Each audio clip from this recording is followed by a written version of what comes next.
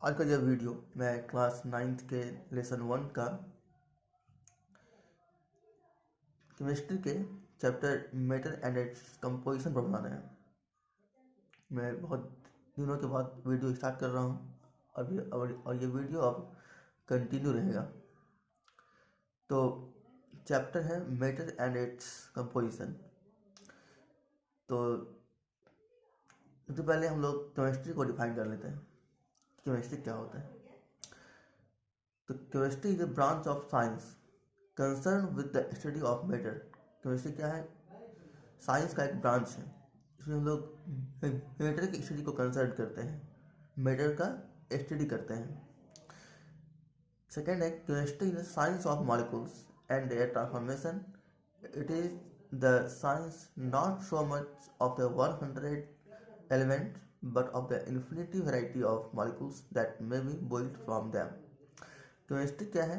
ये एक मॉलिक्यूल्स का साइंस है और इनका क्या है? इनका ट्रांसफॉर्मेशन है, इनका रूपांतरण है। It is the science not so much of the 100 element.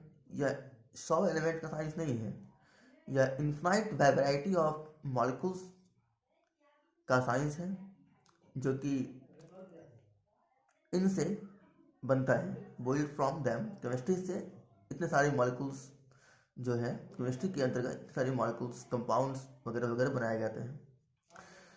तो मेटल्स एंड इट्स कंपोजिशन में हम थोड़ा इंट्रोडक्शन देखेंगे। अब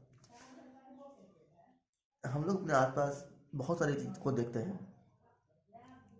नंबर ऑफ थिंग्स को देखते हैं। सपोज दैट बुक्स को, पेन्स को, वाटर को, रॉक को, मिनरल्स को, प्लांट को, एनिमल्स को। और अगर हम लोग इनको नोटिस करेंगे तो also notice immersible substance in our daily life. हम लोग अपनी लाइफ में बहुत सारे सबस्टांस को नोटिस कर सकते हैं, देख सकते हैं, ऑब्जर्व कर सकते हैं। फूड वी ईट, खाना हम लोग खाते हैं। क्लोथ्स, कपड़े पहनते हैं। Paper on which we write, इस पर हम लोग लिखते हैं। चेयर पर हम लोग बैठते हैं। और ये जितने भी चीज़ें हैं, all are composed of one or the other types of material. ये सारे जो है एक और दूसरे टाइप के मटेरियल से बने होते हैं, मटेरियल सबस्टांस से बने होते हैं। तो अब इन्हीं पर हम लोग करेंगे डिस्कस कि क्या होता है मैटर, किसको बोलते हैं मैटर। सबसे पहले हमको डिफाइन करना है कि व्हाट इज मैटर। तो मैटर इज डिफाइंड एज एनीथिंग्स। किसी भी रूप में हम लोग मैटर को डिफाइन कर सकते हैं। Matter is defined as anything which occupy space, जो स्पेस कवर करे, इसमें मास हो, and may be perceived by the sense, इसको हम लोग सेंस से पहचान सकते हैं, प्रिसीव कर सकते हैं। ये सभी क्या है? मैटर्स हैं। लेकिन इनके अलावे कुछ फिनोमिना ऐसे होते हैं जो कि नहीं होते हैं matter. Phenomena like heat, light, electricity, magnetism, sound, vacuum and shadow are not considered to be matter because so they have no mass nor do they occupy space। Heat, light, electricity, magnetism, sound, vacuum और shadow जो है, इसे हम लोग matter के form में consider नहीं कर सकते हैं। मैटर के फॉर्म में कंसिडर नहीं कर सकते हैं क्योंकि इसमें ना तो मास होते हैं और ना ही ये स्पेस ऑक्यूपाई करता है। तो अगर ये नहीं है मैटर तो आखिर है क्या? ये सभी एनर्जी है, ये सभी एनर्जी है। और एनर्जी को हम लोग जो है मैटर के फॉर्म में कंसिडर नहीं करते हैं। एनर्जी क्यों है? क्योंकि ये वर्क करते हैं। सपोज दैट हीट क्या करता है? पानी को गर्म करता है, पानी को बॉइलिंग करता है। इलेक्ट्रिसिटी से फैन चलते हैं, कंप्यूटर चलते हैं। इसी तरीक़े से साउंड भी वर्क करता है। तो heat, light, electricity and sound are not matter but they have capacity to do work. इनमें क्या होता है? कार्य करने की क्षमता होता है, वर्क करने की कैपेसिटी होती है। एग्जाम्पल तो आप देखेंगे, heat can boil water, plant prepare their food with the help of light. Heat क्या करता है? पानी को बॉयल करता है। और लाइट के कारण क्या होता है कि प्लांट जो है फूड को प्रिपेयर करता है। Hence, heat, light are form of energy। इसीलिए हीट और लाइट, साउंड, इलेक्ट्रिसिटी, ये सब क्या है मेरे एनर्जी के फॉर्म है। अब ये सवाल उठता है कि एनर्जी किसको बोलते हैं, व्हाट इज एनर्जी। तो anything that has capacity to do work is called energy. कोई भी चीज़ जिसने काम करने की क्षमता हो, काम करने की क्षमता हो, कैपेसिटी हो, उसे हम लोग कहते हैं एनर्जी कहते हैं। अब हम लोग देखेंगे नेक्स्ट टॉपिक है कंपोजिशन ऑफ मैटर्स। मैटर्स जो है किन किन चीज़ों से मिलकर बने होते हैं। तो हम लोग प्रीवियस क्लासेस में भी बहुत कुछ पढ़े होंगे इनके बारे में, जैसे कि मैटर्स जो है एटम से, मॉलिक्यूल से, आयन से मिलकर बने होते हैं। तो इसमें पहला मेरा है एटम्स। एटम्स को करेंगे डिफाइन कि एटम क्या होता है। An atom is the smallest particles of an element. Element का क्या है, सबसे स्मॉलेस्ट पार्टिकल्स है atom. That can take part in a chemical reaction, जो केमिकल रिएक्शन में भाग लेता है। It may or may not exist in the free state. ये जो एटम होते हैं ये फ्री स्टेट में एग्जिस्ट कर भी सकते हैं और नहीं भी कर सकते हैं। ओके,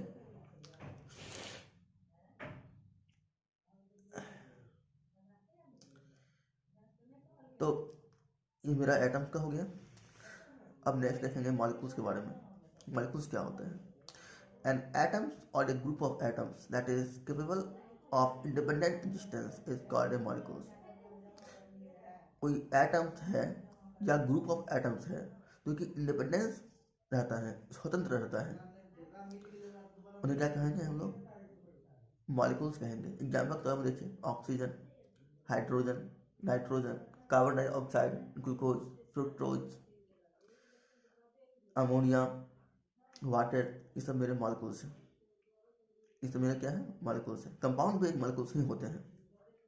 ऐसे कहते हैं वाटर मॉलिक्यूल्स, कार्बन डाइऑक्साइड का मॉलिक्यूल्स। तो ये सारे हमारे क्या है, मॉलिक्यूल्स हैं।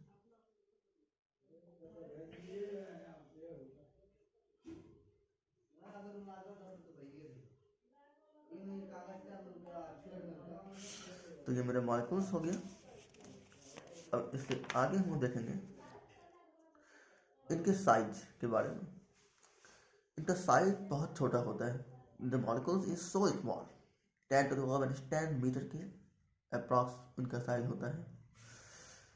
The molecules of a given substance are all alike. इस सबस्टांस के मॉलिक्यूल्स जो होते हैं वो सब एक समान होते हैं, लेकिन डिफरेंट डिफरेंट सबस्टांस के मॉलिक्यूल क्या होते हैं, वो अलग अलग होते हैं। हाउएवर फिर भी different substance have different molecules. Different substance के मॉलिक्यूल क्या होते हैं, डिफरेंट डिफरेंट होते हैं। तो हम लोग एटम को देख लिए, मॉलिक्यूल्स को देख लिए। अब देखेंगे आयंस को। किसको हम लोग आयंस बोलते हैं। देखिए ions is an electrically charge atom. Ion क्या है, एक इलेक्ट्रिकली चार्ज एटम है, क्योंकि उनके ऊपर चार्ज होता है, चाहे वो माइनस चार्ज हो चाहे वो प्लस चार्ज हो। बट समटाइम्स कभी कभी क्या होता है कि it is an electrically charge group of atom. यह चार्ज जो होता है एटम्स के ग्रुप में होता है, मतलब कि मॉलिक्यूल्स पे होता है, मॉलिक्यूल्स पे होता है माइनस चार्ज और या प्लस चार्ज, इन्हें कहेंगे आयंस। अब हम लोग जो कि पहले भी हम लोग कई बार पढ़ चुके हैं, थोड़ा अभी भी देखेंगे, उसको एक बार रिमाइंड कर देते हैं। मेटल्स जो होते हैं जनरली 3 स्टेट में एग्जिस्ट करते हैं। पहला सॉलिड, लिक्विड और गैस। लेकिन हमें ये पता होना चाहिए कि अब जो है मेटल्स के 5 स्टेट आ चुके हैं। पहला है solid, second liquid, third gas, fourth plasma और फिफ्थ बोस-आइंस्टाइन कंडेंसेट। बोस-आइंस्टाइन कंडेंसेट। अब मेटल्स के इस 3 स्टेट में जो डिफरेंस है इसको हम लोग कंपोजिशन के आधार पर क्या करेंगे, कंसिडर करेंगे। रूम टेम्परेचर पर क्या होता है हमारा, at room temperature the molecules of solid occupy definite position. Room temperature पर सॉलिड का मॉलिक्यूल्स क्या होता है, डिफिनिट पोजीशन ऑक्यूपाई करता है। उनका पोजीशन डिफिनिट होता है, इनडिफिनिट नहीं होता है, फिक्स पोजीशन होता है उनका, एक निश्चित पोजीशन होता है उनका। और ये अपने मेन पोजीशन पर, अपने मध्य का जो पोजीशन है, स्थितियाँ हैं, इन पर वाइब्रेट करता है। इन्हें क्या करता है, वाइब्रेट करता है। और they can not move from one position to another position, या एक पोजिशन से दूसरे पोजिशन पर मूव नहीं करता है। सपोज दैट अगर हमारा मॉलिक्यूल्स ए पोजिशन पर है तो ए पोजिशन से बी पर नहीं आएगा, अगर कोई बी पर है तो बी से सी पर नहीं जाएगा। They can not move from one position to the another position. लेकिन जब इन्हें हीट करते हैं, जब इसे गर्म करते हैं, तो क्या होता है, दो मॉलिक्यूल्स के बीच जो बॉन्डिंग है वो बॉन्डिंग ब्रेक करता है। और जब बॉन्डिंग ब्रेक करता है तो वो क्या होता है, मूव करने के लिए थोड़ा फ्री होता है। तो on heating this particles vibrate more vigorously. जब हीटिंग करते हैं तो उनका जो पार्टिकल्स होता है, एक तो पहले अपने मेन पोजिशन पर वाइब्रेट कर रहा था, लेकिन जब हीट करते हैं तो वाइब्रेशन जो है बहुत ज़्यादा बढ़ जाता है, मोर विगोरसली, बहुत ज़्यादा, बहुत स्पीड से उनमें वाइब्रेशन होना शुरू हो जाता है। But only up to certain temperature, लेकिन सिर्फ और सिर्फ सर्टेन टेम्परेचर तक ही। आफ्टर विच, उसके बाद क्या होता है, दे लिव देयर पोजिशन, वो अपना पोजिशन छोड़ देता है एंड स्टार्ट मूविंग रैंडमली, और रैंडमली जिग जैग डायरेक्शन में मूवमेंट करना स्टार्ट कर देता है। एट स्टेज, इस स्टेज पर the solid change to a liquid, it's melt, मतलब कि सॉलिड जो है लिक्विड स्टेट में चेंज हो जाता है, मतलब कि सॉलिड पिघल जाता है, वो मेल्ट हो जाता है। तो इसी के रेफरेंस से हम देखेंगे कि मेल्टिंग पॉइंट के बारे में, किसको हम लोग मेल्टिंग पॉइंट बोलते हैं। देखिए मेल्टिंग पॉइंट क्या है, एक टेम्परेचर है इस पर सबस्टेंस जो है मेल्ट होता है, उसको कहते हैं उनका मेल्टिंग पॉइंट। ये मेल्टिंग पॉइंट जो है सिर्फ सॉलिड में होता है, only solid have melting point, not liquid and gas. मतलब अगर इनको डिफाइन करेंगे हम लोग मेल्टिंग पॉइंट को, तो क्या बोलेंगे, the temperature at which the substance melt is it's melting point, only solid have melting point, not liquid and gas. मतलब कि सॉलिड का सिर्फ मेल्टिंग पॉइंट होता है, लिक्विड और गैसेस का मेल्टिंग पॉइंट नहीं होता है। तो हम लोग देख लीजिए सॉलिड के बारे में। अब लिक्विड है, लिक्विड क्या होता है, the molecules do not have fixed position. इनमें मॉलिक्यूल जो होता है, इनमें मॉलिक्यूल जो होते हैं उनका पोजिशन फिक्स नहीं होता है। Molecules do not have fixed position, मतलब किसी भी पोजिशन पर मॉलिक्यूल जा सकता है, अगर ए पर है तो बी पर जाएगा, बी पर है सी पर जाएगा, मतलब कि इनमें मूवमेंट हो सकता है, इनमें मूवमेंट हो सकता है। The molecules do not have fixed position and they move freely with in the volume occupied by the liquid. Liquid जो वॉल्यूम ऑक्यूपाई करता है उसके इंटीरियर में, उसके अंदर जो है ये मॉलिक्यूल जो है फ्रीली मूव कर सकता है, फ्रीली मूव कर सकता है। नेक्स्ट पॉइंट देखेंगे, the molecules exert A moderate attraction force on one another. Molecule जो होता है ना, वह एक दूसरे के साथ जो है एक मॉडरेट अट्रैक्शन फोर्स लगाता है एक दूसरे पर। The molecule exert A moderate attraction force on one another which keep them bound loosely. हम क्या कहें, सॉलिड में क्या होता है कि अट्रैक्शन फोर्स बहुत ज़्यादा लगता है, लेकिन लिक्विड में मॉडरेट अट्रैक्शन फोर्स लगता है। इसमें क्या होता है कि दो मॉलिक्यूल्स के बीच जो बॉन्डिंग होता है वह सॉलिड के कंपैरिजन में लूजली होता है, कम होता है। This give liquid A definite volume. ये क्या करता है, लिक्विड को डिफिनिट वॉल्यूम देता है। सॉलिड का तो वॉल्यूम डिफिनिट होता ही होता है, लिक्विड को भी यह क्या करता है, एक डिफिनिट वॉल्यूम प्रोवाइड करता है।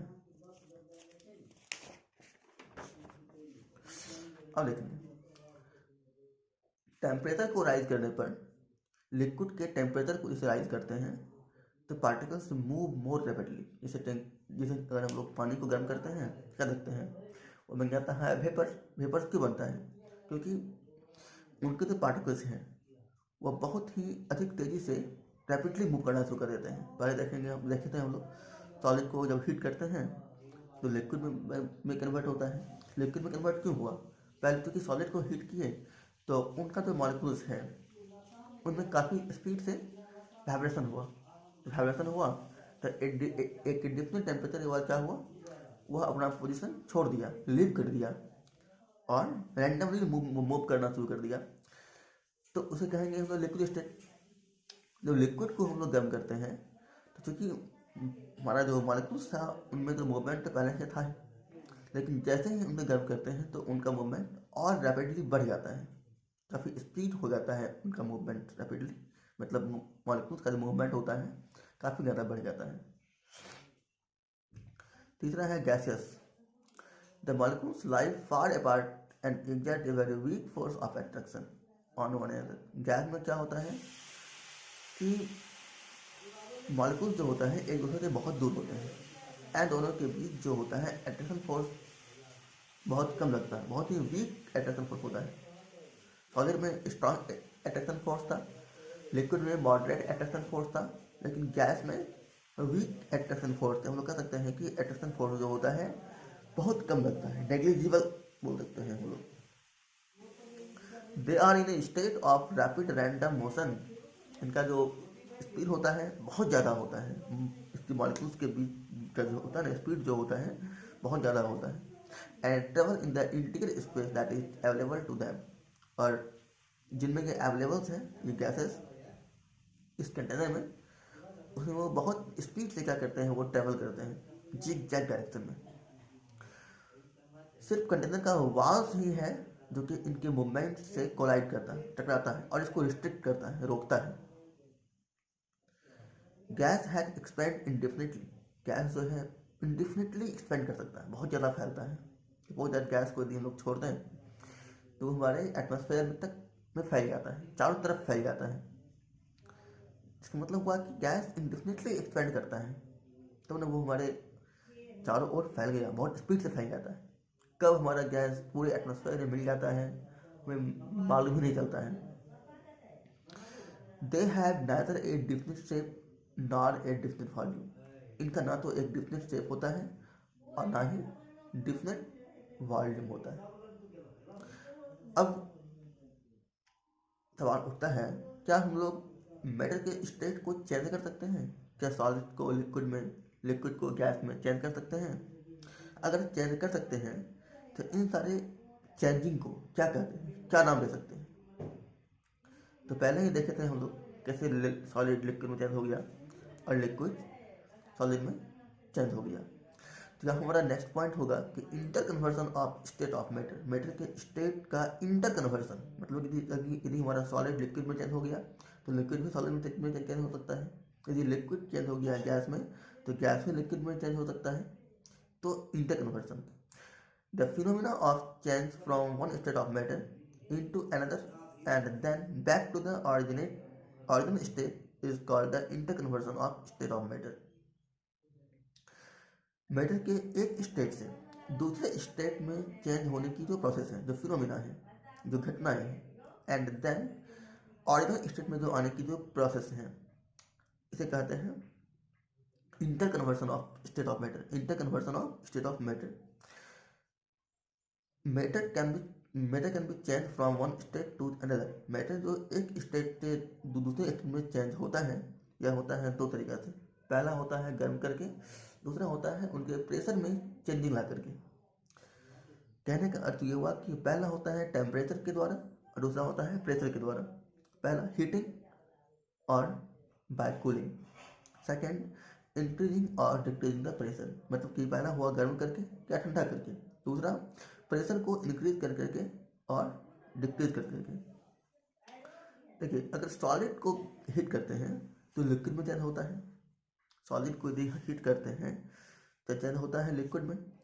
तो इस प्रोसेस को बोलते हैं, अगर सॉलिड को हीट करते हैं, यहाँ पर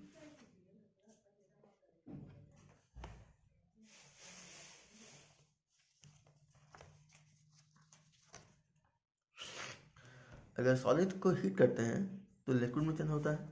तो इस प्रोसेस को बोलते हैं मेल्टिंग। मतलब कि सॉलिड मेल्ट हो गया, सॉलिड पिघल गया। लिक्विड को यदि हम हीट करेंगे तो क्या बनेगा, इन्हें बोलेंगे इवेपोरेशन। मतलब कि वह वेपर में चेंज हो गया, इवेपोरेशन। और कभी कभी क्या होता है, जो कुछ सब्सटेंस ऐसे होते हैं कि हीट करने पर डायरेक्ट गैस में चेंज हो जाते हैं। मतलब कि वो लिक्विड में चेंज नहीं होता है, डायरेक्ट गैस में कन्वर्ट हो जाता है। तो अगर सॉलिड को गर्म करने पर डायरेक्ट गैस में कन्वर्ट हो जाए, डायरेक्ट गैस में, तो ये जो प्रोसेस है इसे कहते हैं सब्लिमेशन। सब्लिमेशन। और जब गैस डायरेक्टली कन्वर्ट हो जाएगा लिक्विड में, मतलब कि अगर गैस को ठंडा करते हैं तो अगर गैस को ठंडा करते हैं तो बिना लिक्विड में कन्वर्ट हुए डायरेक्ट दे देता है सॉलिड। तो इस फिनोमेना को, इस प्रोसेस को बोलते हैं डिपोजिशन। क्या बोलते हैं? डिपोजिशन। ओके। और जब गैस को कूल करते हैं, ठंडा करते हैं, पहले क्या होता है? गैस को ठंडा करने पर या फिर गैस जब डायरेक्टली चेंज हो जाएगा सॉलिड में बिना लिक्विड में बदले, जिन्हें कहेंगे डिपोजिशन। लेकिन यदि गैस लिक्विड में कन्वर्ट होगा तो इस प्रोसेस को बोलेंगे कंडेंसेशन। कंडेंसेशन। और लिक्विड अगर कन्वर्ट होगा सॉलिड में तो इस प्रोसेस को बोलेंगे सॉलिडिफिकेशन। सॉलिडिफिकेशन। तो हम उम्मीद करते हैं कि आप सबों को अच्छे से समझ में आया होगा। और इसी तरीके से हम लोग अच्छे अच्छे टॉपिक्स पर अच्छे अच्छे कंसेप्ट को करेंगे क्लियर। हर प्रॉब्लम को सॉल्व करेंगे, न्यूमेरिकल प्रॉब्लम को भी सॉल्व करेंगे। और अब हम लोग ऐसे ऐसे पॉइंट लेंगे, ऐसे ऐसे टॉपिक्स लेंगे, ऐसे ऐसे कंसेप्ट लेंगे तो शायद पढ़ने के लिए बहुत कम मिलेगा। जनरली हायर क्लास में पढ़ने के लिए मिल सकता है, प्लस 10 तक के क्लास में जो है कुछ कुछ इंपॉर्टेंट पॉइंट जो हम लेंगे अब अगले वीडियो में, वो पढ़ने के लिए कम मिलेगा। लेकिन यदि आप पढ़ लेंगे तो फ्यूचर के लिए ज़्यादा अच्छा रहेगा।